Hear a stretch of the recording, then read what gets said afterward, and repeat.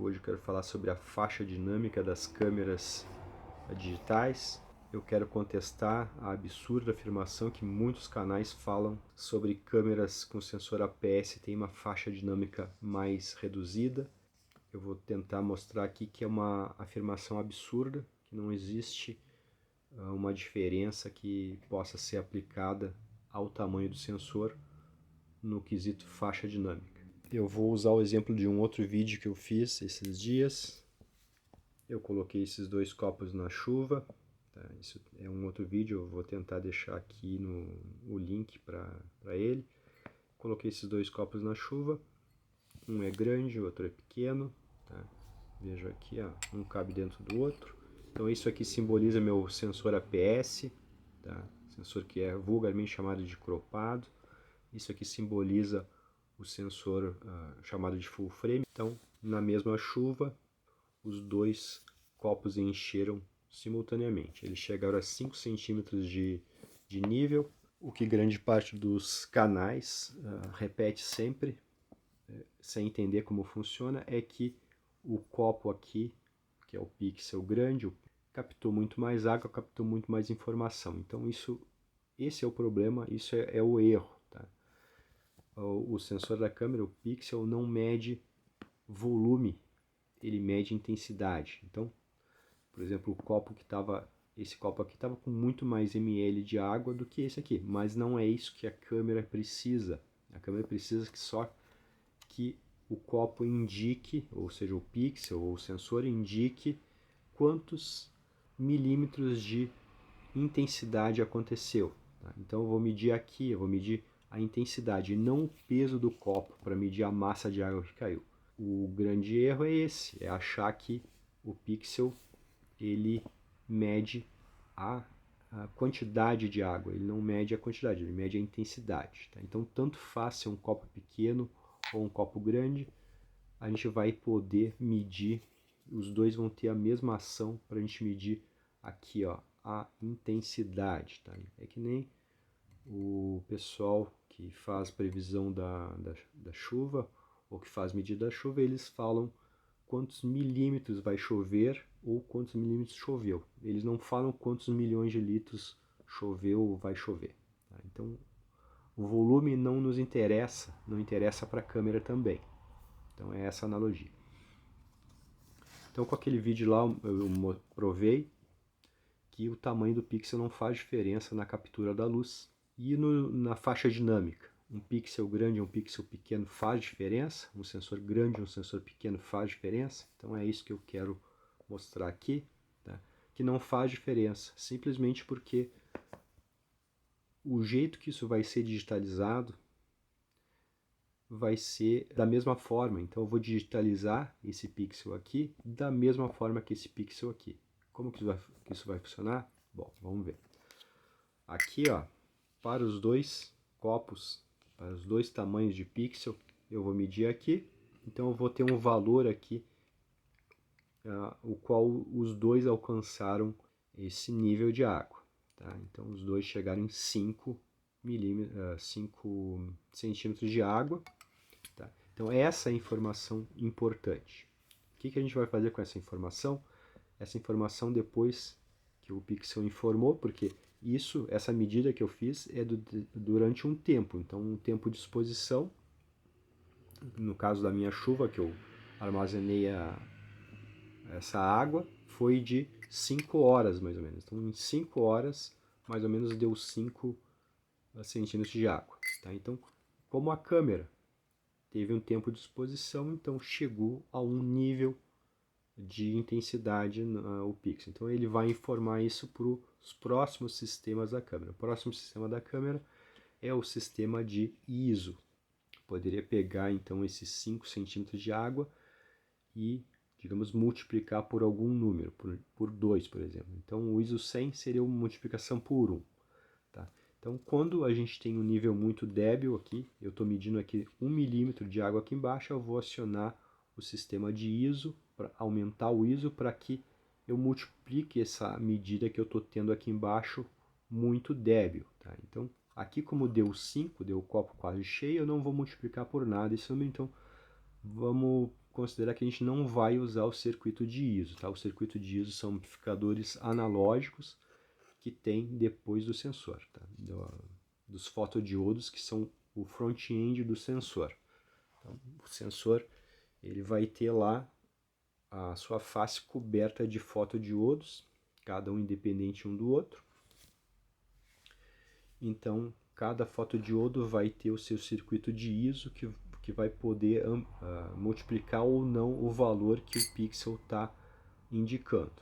Tá? Então, vamos considerar que não vamos usar o ISO. Então, o sinal, esses 5 centímetros que eu coletei aqui, tem que ser passado para o próximo circuito, o próximo bloco da câmera, que seria o bloco onde essa informação tem que ser digitalizada. Então, a câmera é digital, em algum momento tem que haver a digitalização. Notem que a captura do fóton pelos fotodiodos, ela é analógica, tá? A câmera digital fotográfica, ela inicia com a captura analógica. Então, entra a água e a medida que a gente faz no pixel, no fotodiodo, é uma medida ainda analógica.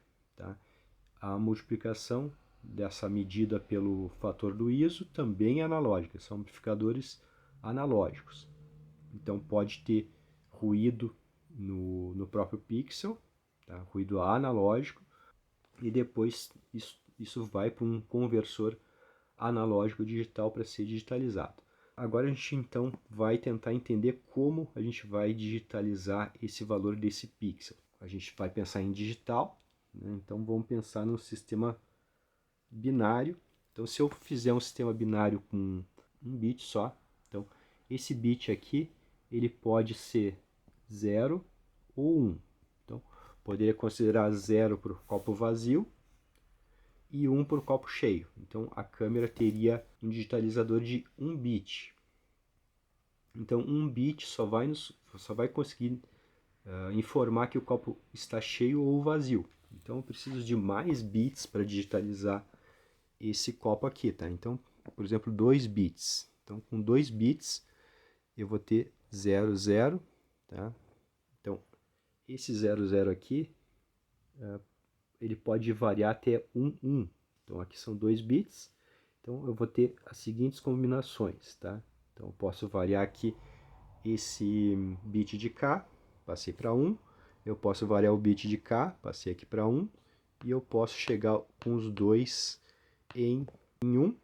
Tá? Eu estou explicando bem basicamente aqui essa coisa do mundo binário, aqui do mundo digital.